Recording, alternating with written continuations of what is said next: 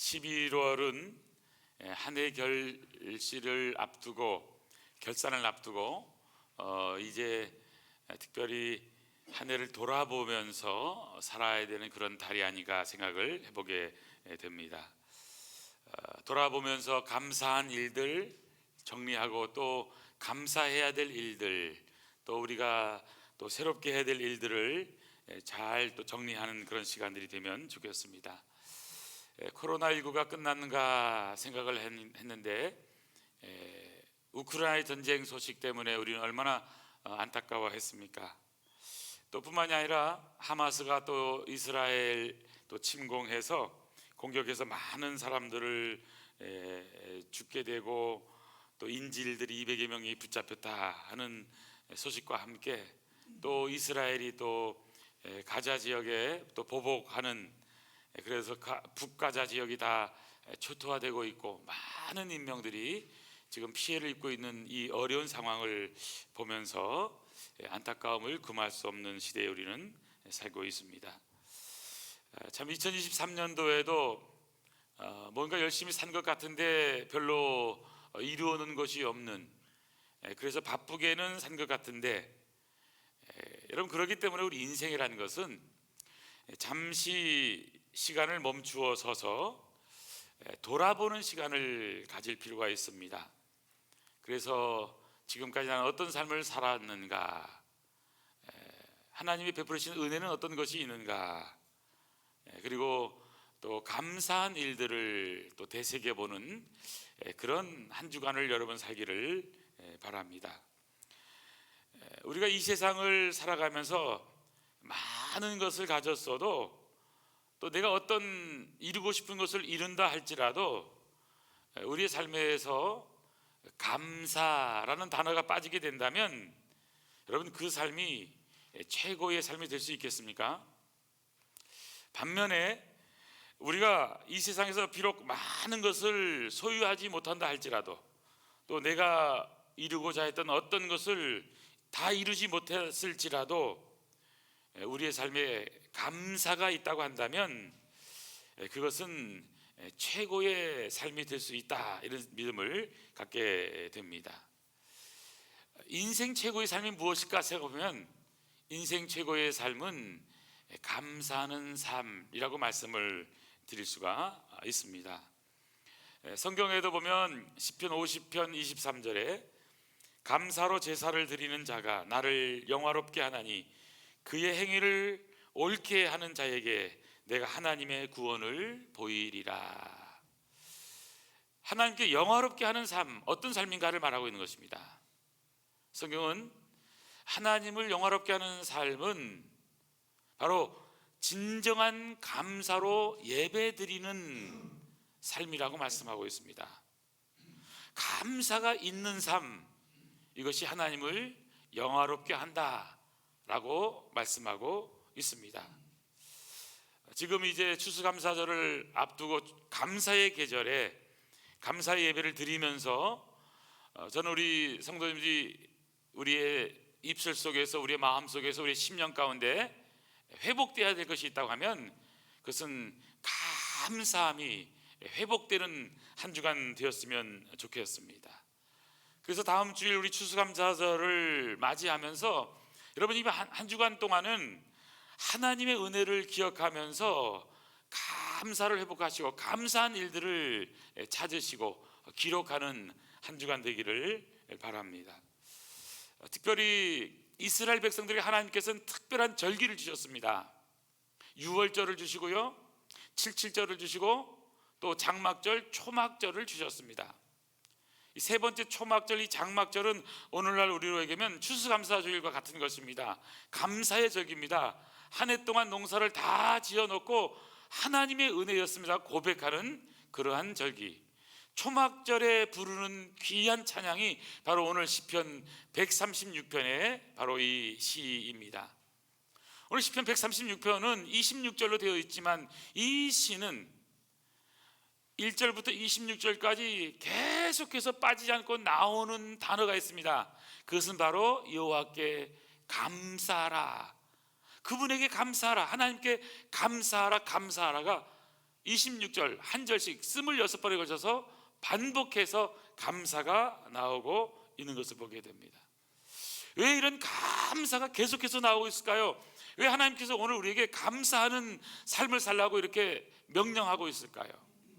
오늘 본문을 통해서 이 감사의 계절에 최고의 감사를 드리는 우리 아름다운 성도가 되기 위해서 어떻게 우리는 감사를 표현하면 좋을까 하는 것을 세 가지로 정리해서 말씀을 드리겠습니다. 감사의 계절에 우리는 첫 번째, 지난 한 해를 지켜주신 하나님의 은혜를 기억하며 감사해야 한다는 사실입니다.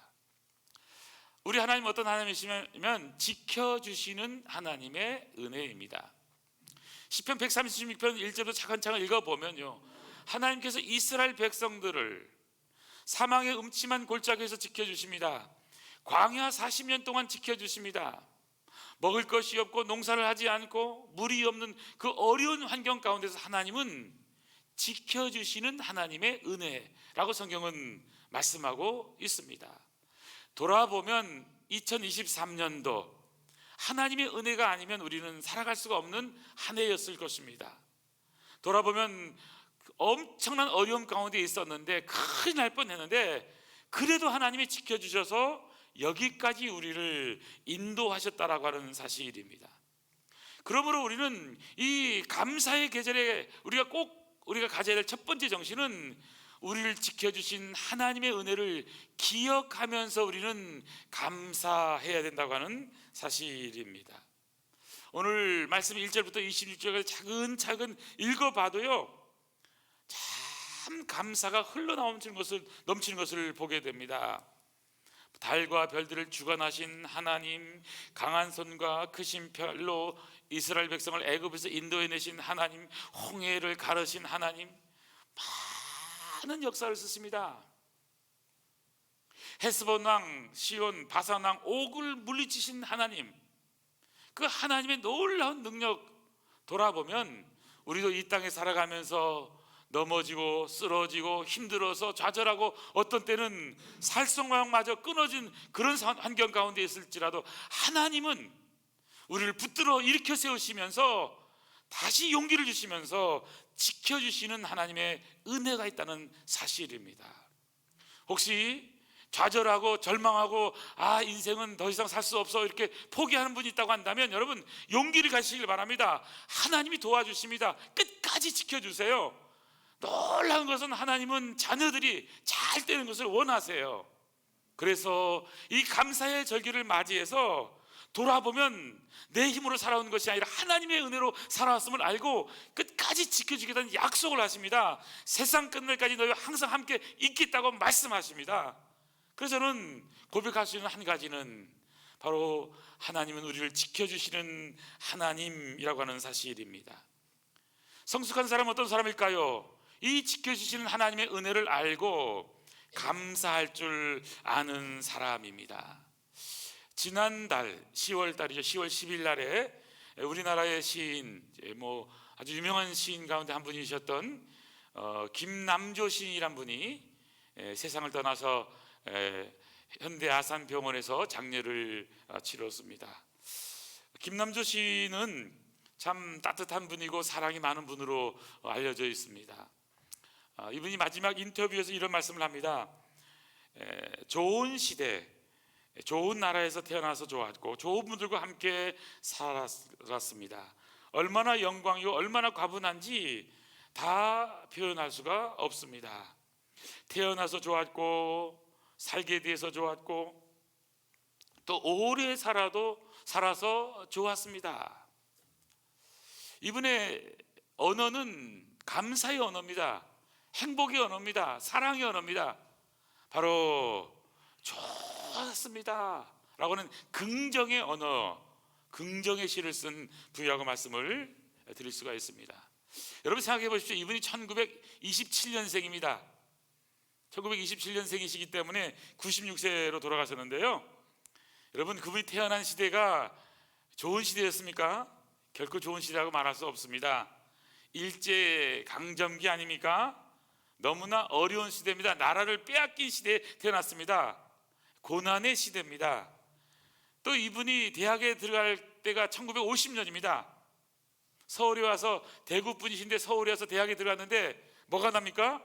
6.25 전쟁이 납니다. 그래서 도망가서 피난 가서 부산까지 내려갔다고 했습니다. 이분은 고난의 세월을 살았습니다. 고난을 겪고 많은 힘듦이 있었지만 이분은 참 믿음이 좋았던 분인 것 같습니다. 그래서 믿음의 정신, 기독교 정신으로 많은 사람들에게 희망을 노래합니다. 사랑을 이야기합니다. 늘 감사라는 메시지를 담은 약 한 1,000편 이상이 되는 시를 써서 많은 분들에게 선한 영향력을 끼친 분이라고 말씀을 드릴 수가 있습니다.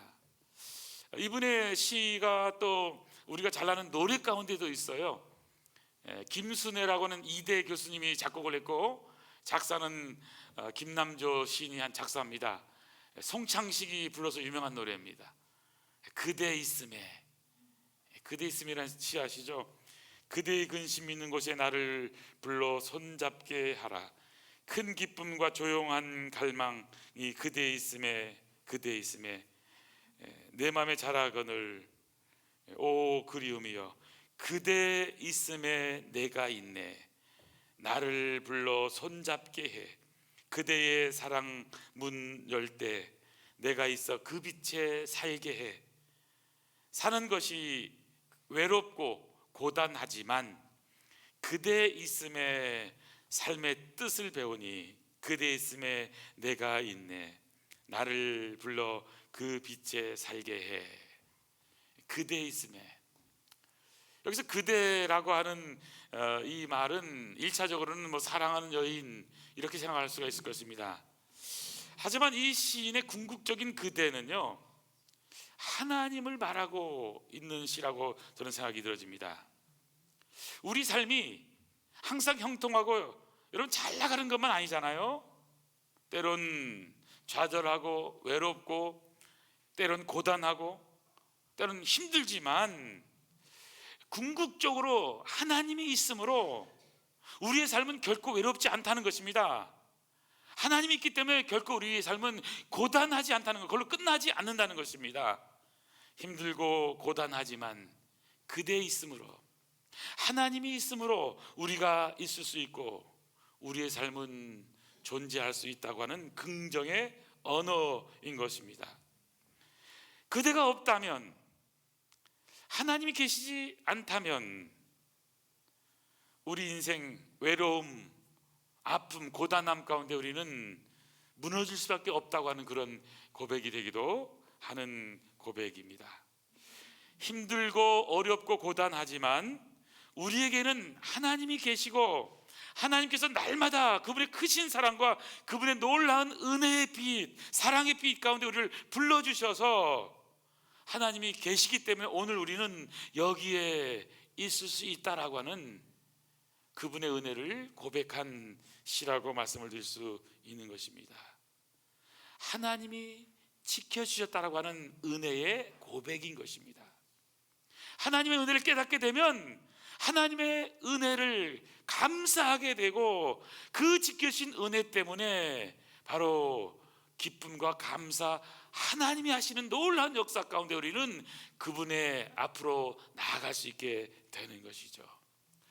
성경에도 보면 그대 있음에 하나님이 함께 계셨기 때문에 감사하고 승리하는 삶을 살았던 삶의 이야기가 성경에는 많이 기록되어 있습니다.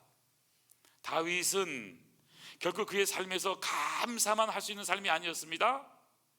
어느 날 사울 왕의 명을 받아서 이제 다윗과 골리앗 싸움에서 다윗이 이긴 다음 많은 사람이 얼마나 좋아했습니까? 다윗이 죽인 자는, 사울이 죽인 자는 천천, 다윗이 죽인 자는 만만, 이러다 그러면서 많은 사람들이 노래를 하니까요, 사울 왕이 다윗을 질투하게 되는 거예요. 근데 하나님은 다윗을 지켜주십니다. 사울 왕이 다윗을 죽이려고 군사를 보내기도 하고 창을 던지기도 합니다. 그리고는 살아납니다. 사실 다윗은 사울을 죽일 수 있는 기회가 있는데도요, 옷자락만 살짝 뺍니다. 또 창과 물병만 살짝 가져가요. 내가 어떻게 하나님이 기름 부으신 왕을 손댈 수 있으리? 하나님이 하시는 것에 대해서 철저히 인정하고 그런 도망자의 신세만 집니다. 그러나 여러분, 하나님은 이런 다윗을 끝까지 지켜주시는 거예요. 그래서 다윗의 모든 삶을 보면요, 하나님 앞에 하나님의 은혜에 감사하는 것입니다. 지켜주신 하나님의 은혜에 감사하는 것입니다. 얼마나 감사하느냐, 나중에는요 일부러 감사 찬송할 수 있는 사람을 고용해서 감사할 정도로, 그게 감사의 사람, 지켜주신 은혜에 감사하는 사람이었습니다. 다윗은 레위 사람들을 세워서 하나님께 감사하는 일을 하게 했습니다. 역대상 16장 4절 7절에 보니까요, 다윗이 한 일이 뭡니까? 또 레위 사람을 세워 여호와의 교회 앞에서 섬기며 이스라엘 하나님 여호와를 칭송하고 감사하며 찬양하게 하였으니, 그날에 다윗이 아삽과 그의 형제를 세워 먼저 여호와께 감사하게 하여 이르기를. 다윗은 감사하는 사람이고 일부러 감사하는 사람을 뽑아서 감사한 것입니다. 사랑하는 성도 여러분, 이번 한 주간 동안 하나님이 우리를 지켜주신 은혜를 꼭 기억하면서 감사한 일들을 한번 여러분 생각해 보시고 기억해 보시기를 바랍니다. 그리고 추수감사주일이 오니까 1년에 한 번 그냥 행사로 그냥 추수감사절에야 그냥 감사금 하는 것이 아니라 무엇이 감사한지 감사한 리스트, 목록을 한번 힘들어도 작성을 해보시길 바랍니다. 그래서 이것이 감사하고 이것이 감사하고 해서 감사한 이유들을 한 10가지 정도를 꼭 적어서 한 주간 동안 감사를 표현할 수 있는 우리 복된 성도 되기를 원합니다. 첫 번째, 감사의 계절, 감사의 사람은 지켜주신 하나님의 은혜를 기억하며 감사하는 사람입니다. 두 번째, 감사의 계절에 감사의 사람은 어떤 삶을 살아야 될까요? 온 마음과 정성을 다해 감사와 찬양을 올려드려야 한다는 사실입니다. 감사와 찬양을 올려드리는 사람, 온 마음과 정성을 다해. 왜 우리들이 감사절을 맞이하면서 감사를 준비하고 감사를 표현해야 되는가? 하나님은 우리의 구원자가 되시기 때문입니다. 하나님은 우리의 창조자가 되시기 때문입니다. 나 같은 죄인을 구원하신 은혜 뿐만 아니라 우리를 하나님의 자녀 삼아 주셨습니다. 그리고 영원한 천국의 문을 여는 열쇠를 주셔서 우리가 이 땅에서 살만 있는 것이 아니라 영원한 하늘나라에서 영생복락 누릴 수 있는 놀라운 은혜를 주신 분이 우리 하나님이신 것입니다. 그래서 오늘 시편 136편에서는 특별히 여러분 감사를요 선택해서 하라 이렇게 말씀하고 있지 않습니다. 감사하라, 여호와께 감사하라. 하라가 뭐예요? 감사해야 한다, 명령형입니다. 선택형이 아닙니다. 해도 되고 말아도 되는 게 아니에요. 감사는 우리가 꼭 아멘하고 순종해야 되는 하나님의 명령인 것입니다. 감사하는 아름다운 성도 되기를 축원합니다. 여러분 한 주간 동안 감사하시고, 오늘 여러분 우리 언어는 감사의 언어입니다. 한 주간 동안만이 아니라 우리 모든 일생에서 감사할 수 있다면 얼마나 좋겠습니까? 처음부터 끝까지 감사해야 됩니다. 하지만 우리는 감사할 것은 알지만 감사를 실천하지 못하는 우리의 삶의 모습을 볼 때 안타까움이 있습니다. 왜 하나님께서 이 감사의 계절을 주셨느냐 하면, 우리가 다시 한 번 더 감사하지 못했던 것을 회개하고 우리 입술로 우리의 마음을 다해 정성을 다해 온 마음으로 감사와 찬양을 하라 하는 것에 순종할 기회를 주신 거예요. 어저께까지 못했다 할지라도 여러분 지금 감사하겠다고 여러분 결심하시기 바랍니다. 모든 일에 감사하세요. 찬양하세요. 행복해 하세요. 잘 되고 있다라고 여러분 축복하시길 바랍니다. 바로 감사의 계절을 우리에게 주신 이유는 온 마음과 정성을 다해서 감사하라 감사하라 감사하라니 명령을 주신 이유는 우리가 감사와 찬양을 하나님께 올려 드릴 수 있는 기회를 우리에게 주신 것입니다. 우리가 성경을 통해서 배울 수 있는 것은, 여러분 감사하는 것은요 어떤 환경 때문에 감사할 수 있는 것이 아닙니다. 또 감사하는 것은 어떤 조건 때문에 감사하는 것이 아닙니다. 무조건 감사하는 거예요. 성경에 보면 감사할 수 없는데 감사하는 사람들이 있습니다. 도저히 인간적으로 볼 땐 비참해요. 그런데 감사합니다. 그 대표적인 사람이 다윗이고요, 신약의 대표적인 사람이 바울입니다. 그들은 너무나 어려운 환경 가운데 있었습니다. 사도 바울 여러분 기억나시죠? 사도 바울 어떤 일을 했습니까? 그는 오히려 하나님을 믿는 믿음을 가졌었습니다. 그래서 율법에 철저한 그런 율법학자였습니다. 그래서 예수 믿는 사람들 핍박하던 사람이었습니다. 그런데 예수님을 다메섹 도상에서 만나요. 그리고는 예수를 만난 다음에 그 인생은 달라지게 됩니다. 복음을 깨닫게 됩니다. 하나님이 예수님을 통해서 바로 우리를 구원하실 놀라운 계획을 그는 알게 되고 예수님을 전하는 사람이 됩니다. 처음에 그는 핍박자, 폭행자, 박해자였지만 그는 예수님을 믿음으로, 예수님을 만남으로 그 인생은 오히려 핍박을 받는 사람이 됩니다. 박해를 받는 사람이 됩니다. 오히려 매를 맞고 너무너무 많은 어려움 가운데서 살아가게 됩니다. 그런 모든 어려운 환경 가운데서도 사도 바울의 고백이 뭡니까? 항상 기뻐하십시오. 쉬지 말고 기도하세요. 범사에 감사해야 됩니다. 이것이 사도 바울의 언어였다고 하는 사실입니다. 성경이 말하는 감사는 환경으로부터 나오지 않는다는 것을 우리는 꼭 기억해야 되는 것입니다. 여러분, 감사는 어디서부터 날까요? 왜 우리는 감사해야 될까요? 왜 우리는 감사하지 못하고 있을까요? 사실 돌이켜보면요, 우리는 감사라고는 하나님의 놀라운 뜻보다는 인간적인 생각을 갖다 보니까 감사함을 놓쳐버리는 때가 얼마나 많은지 모릅니다.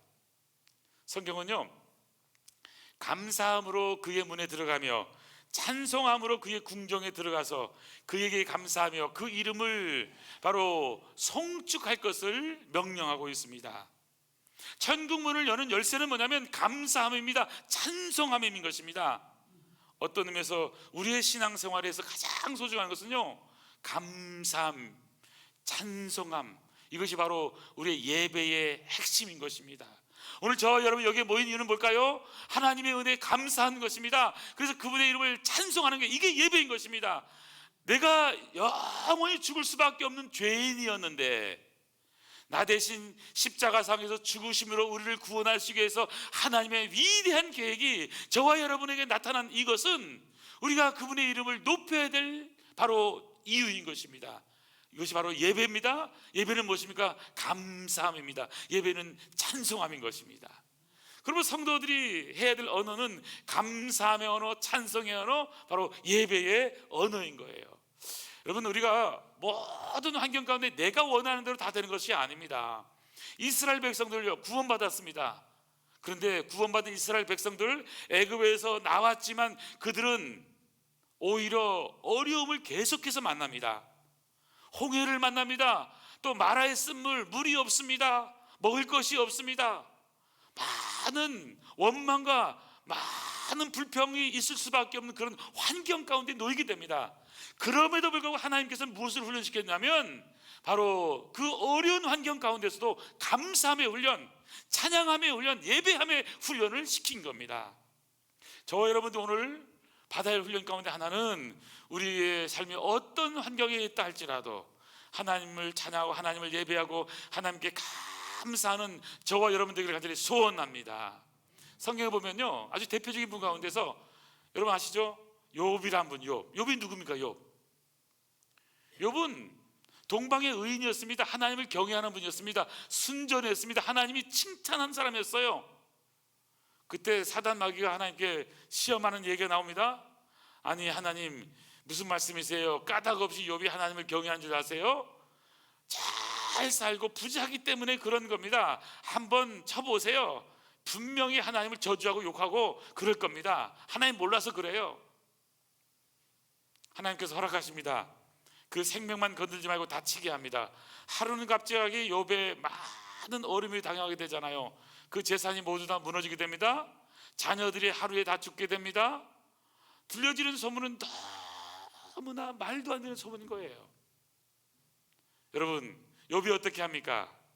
욥은요, 욥기 1장 20절에 이렇게 말합니다. 욥이 일어나 겉옷을 찢고 머리털을 밀고 땅에 엎드려. 이것은 회개의 표현이죠. 겉옷을 찢었다는 말, 머리털을 밀고 땅에 엎드렸다는 말, 회개하면서 그가 한 행위가 뭡니까? 그 다음에 꼭 동그라미 치시기 바랍니다. 예배하며. 욥은 그 너무나 힘든 상황 가운데서 자녀들이 다 죽은 상황 가운데서 욥의 한 행위는 하나님 앞에 예배하는 삶을 살아요. 예배. 저는 우리 아름다운 성도님들, 어떤 환경 가운데서 예배자로 살아가는 저와 여러분들을 축원합니다. 우리가 하나님을 예배한다고 하는 것은 그냥 나와서 예배를 드려주는 게 아니에요. 설교 말씀을 듣는 게 아니에요. 우리의 모든 삶은 당신 것입니다. 주님이 최고십니다. 주님이 예배를 받으시기 합당한 분이십니다. 우리가 예배를 드린다는 것은 여러분 와서 설교를 듣기 위해서 앉아있는 게 아니에요. 우리의 마음과 뜻과 정성을 다해서 영으로 그분 앞에 워십하는 겁니다. 올려드리는 거예요. 우리 최고의 가치를 그분께 드리는 겁니다. 하나님은 하나님이십니다. 하나님은 나의 창조주십니다. 구원자이십니다. 나의 승리의 깃발이 되십니다. 바로 그분의 힘을 높여드리는 것이 예배인 거예요. 그래서 그분 앞에 깊이 들어가서, 영으로 들어가서, 성소를 지나서 지성소까지 들어가서 그분 앞에 나가서, 주님, 내 인간의 모든 것은 아무것도 아닙니다. 하나님이 하시는 겁니다. 역사의 중요한 자는 하나님이십니다. 모든 것은 하나님이 하시는 일입니다. 그분께 올려드린 것, 경배가 바로 예배인 거잖아요. 그러면서 욥의 고백이 뭡니까? 이르되 내가 모태에서 알몸으로 나와 싸운 즉 또한 알몸이 그리로 돌아가올지라. 주신 분도 하나님이시고 취하신 분도 하나님이시니 여호와의 이름이 찬송을 받으실지니라 하고, 찬송, 하나님의 이름을 찬송합니다. 이 모든 일에 욥이 범죄하지 아니하고 하나님을 향하여 원망하지 아니했다라고 성경은 기록하고 있습니다. 여러분, 욥은요 하나님께 예배하는 참된 예배자입니다. 원망하지 않습니다. 불평하지 않습니다. 범죄하지 않습니다. 주신 분도 하나님, 거두가신 분도 하나님, 하나님의 이름이 찬송을 받으시옵소서. 그런 참된 예배자로 서 있는 것입니다. 사랑하는 성도 여러분, 우리의 환경이 어떠하든지 간에, 어떤 환경이 있다든지 우리가 고백할 수 있는 것, 주님, 내가 여기 있으므로 주님을 예배합니다. 아무도 예배하지 않는 이 자리에 하나님 예배하기를 원합니다. 선교지에서 어느 누구도 한 번도 찬양을 받지 않은 그런 땅에 가서 우리는 그분을 예배할 수 있습니다. 하나님, 이 땅도 하나님 당신이 만드신 당신의 땅입니다. 당신이 영광 받으시기에 합당하십니다. 하나님 영광 받아 주시옵소서. 이것이 저와 여러분이 그분께 온 마음과 정성을 다해서 그분의 이름을 높여드리면서 감사와 찬양으로 예배할 것을 바로 고백하는 계절이 감사의 계절, 이게 이자는 사실입니다. 아름다운 성도 여러분, 우리 모든 삶의 상황 가운데서 감사를 넘쳐나게 하는 아름다운 성도들이 되길 소원합니다. 감사의 계절, 온 마음과 정성 다해 감사와 찬양을 올려드리는 아름다운 성도가 되어야 되는 거죠. 마지막 세 번째입니다. 감사의 계절, 감사의 사람은 어떤 사람일까요? 하나님의 은혜를 깨닫고 감사의 체질로 나를 바꿔 나가야 합니다. 여러분, 은혜를 깨달으면요 바뀌게 됩니다. 근데 어떤 체질로 바뀌냐? 감사의 체질로 바꿔가는 거예요. 저는 우리 아름다운 성도님들 감사의 체질로 바꿀 수 있기를 바랍니다. 감사합니다. 시작. 감사합니다. 고맙습니다. 덕분입니다.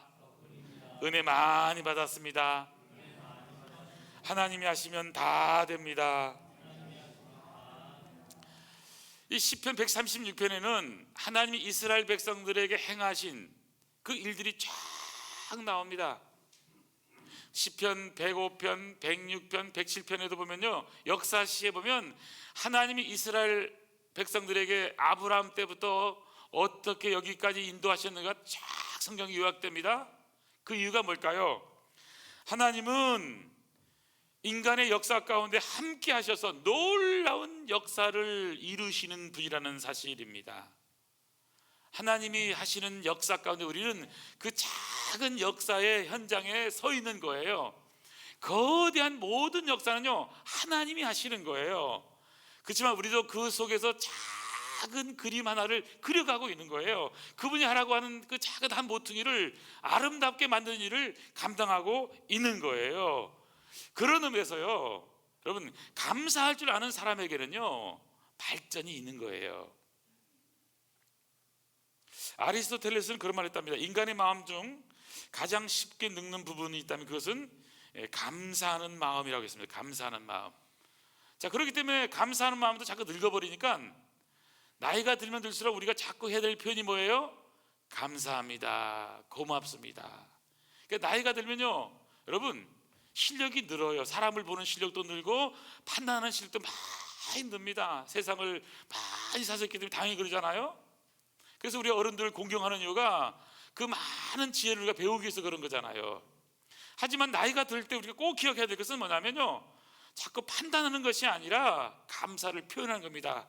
그렇게 열심히 나아져서 고맙다. 어린 애들을 보면서 여러분 어떻게 합니까? 어머, 이게 이 어린 아이들이 우리 한국교회, 세계교회, 하나님 나라의 다음 세대의 주인공이야. 여러분, 어린 애들 보고 그냥 지나가지 마세요. 사탕이라도 하나 주시고요, 뭐 과자 사 먹으라도 뭐도 좀 주시고 자꾸 그래야 되는 거예요. 그래야 어릴 때 나는 참 사랑 많이 받았고 그래서 너무너무 좋았어, 이런 추억이 있잖아요. 예? 그래서 여러분, 정말 우리가요, 이렇게 감사의 체질로 바뀌어지게 된다면 교회도 그렇고요, 우리 사회가 감사의 체질로 나가게 될 수 있는 거예요. 우리는 이 나라 민족이 보니까요, 이 방송의 영향이라는 게 참 비판의 영향, 비판. 모든 뉴스를 보면요, 뉴스를 보면 그냥 서로가 그냥 물고 뜯고 욕하고 그런 거예요. 여러분, 잘 들어요. 뉴스 너무 좋아하지 마세요. 좋아하지 마세요.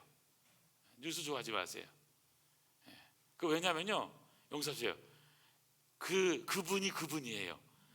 그게 그거예요. 다 비슷해요. 자기네끼리 그냥 왔다 갔다 그냥 해먹는 거예요. 그냥 믿지 마세요. 그런 사람들 절대로 사람 믿지 마세요. 무슨 위대한 지도자가 어디 있겠어요, 여러분. 그래도 해야 된다. 그러니까 우리가 하긴 뭐 투표도 하고 해야 돼요. 하지만 여러분, 너무 사람에게요, 너무 기대하지 마세요. 응? 그러니까 뭐 너무 목숨 걸지 마세요. 목숨 걸지 마세요. 뭐에 목숨 걸냐면 여러분, 하나님께 목숨 거시길 바랍니다. 하나님의 선교에 목숨 거시길 바랍니다. 나 하나라도요, 이 세상을 작지만 아름답게 하는 일을 위해서 쓰임 받겠다고 이렇게 여러분 바꾸는 일에 목숨 거시길 바랍니다. 다른 거 못해도 나 혼자서라도 그냥 감사해야 되겠다. 오늘부터 나의 입에서는 불평하고 원망하는 말이 아니라 감사 체질로 바꿔야겠다. 여러분, 이 마음을 꼭 갖고 살기를 간절히 소원합니다. 사실 여러분, 이 감사함의 반대말은 뭐냐면요, 뭐 원망함, 불평함이 아니랍니다. 또는 무슨 뭐 냉담함, 무관심, 이게 아니래요. 감사함의 반대말은요, 당연함이래요. 당연함. 당연하게 생각하는 것이 이게요, 감사하지 못하게 생각하는 거예요. 당연한 것 없어요. 오늘 숨 쉴 수 있는 거 여러분, 당연한 거 아니에요. 감사한 거예요. 감사한 거예요. 걸어서 오셨죠? 차 타고 오셨지만 또 여기 걸어오셨잖아요. 계단을 내려줬죠? 대단하신 분들이에요. 여러분, 계단을 올라가는 거요, 아무나 할 수 있는 게 아닙니다. 정말입니다. 계단이요, 계단 올라가는 게 얼마나 힘듭니까? 저도 그래서 내곡동에 처음부터 저는 계단이 아니고 뭐죠, 그 엘리베이터가 1층 2층이지만 있어야 된다, 저는 혼자 마음에 많이 갖고 있던 사람이에요. 언젠가는 이거 세우고야 말겠지만은 왜냐하면요, 우리가 계단을 못 올라갈 때가 오거든요. 이게 얼마 안 돼요. 뭐 몇십 년 남은 것 같아요? 아니에요. 얼마 안 남았습니다. 그래서 저는요, 이 걸을 수 있는 게 감사하고 숨 쉴 수 있는 게 감사하고. 어저께 우리 이성권 장로님요, 동네 한 바퀴 반 돌았어요. 한 바퀴 반. 그러니까 제가요, 감사했습니다. 장로님 그렇게 걸으셔야 된다고, 근육이 생겨야 된다고. 여러분, 걸을 수 있을 때 걸어야 돼요. 얼마 없으면 못 걷는다니까요. 한 발 떼기가 어려워요. 저는 그래서 오늘 우리의 하루의 삶이 햇빛을 주신 하나님, 또 이렇게 물을 주시고 공기를 주시고 대한민국에 태어나게 하시고 김남조 시인이 얘기했던 것처럼 좋은 나라에서 살게 하시고, 이런 것이요, 감사할 일이 너무 많아요. 저도 우리 아름다운 성도님께 소원이 있다고 하면 감사하는 사람들 됐으면 좋겠습니다. 그래서 오늘 이 시간에, 오늘부터는 이렇게 결단하십시오. 원망 불평은 딴 데 가서 하고, 우리 성도들끼리 만날 때에서는 꼭 여러분 감사하는 분들 되길 간절히 축원합니다. 그래서 감사를 서로 표현함으로 신앙이 성숙해서 아름다운 세상을 만드는 복된 아름다운 성도기를 축원합니다. 기도하시겠습니다. 은혜가 풍성하신 아버지 하나님, 감사의 계절을 주셔서 감사하는 사람으로 최고의 감사를 드리는 복된 아름다운 성도들을 축복하여 주시옵소서. 하나님, 지난 1년 동안 지켜주신 하나님의 은혜를 기억하며 감사하게 하시고 온 마음과 뜻과 정성을 다해서 감사와 찬양함으로 예배하는 자로 감사하는 삶을 살게 하여 주시옵소서. 그래서 하나님이 주신 은혜를 깨닫고 우리의 감사 체질로 바꿔서 감사를 표현함으로 하나님께 영광 돌리는 나머지 삶을 살아가는 우리 모두 되도록 역사하여 주시옵소서. 이 놀라운 역사를 이루시는 우리 주님 예수님의 이름으로 기도하옵나이다. 아멘, 아멘.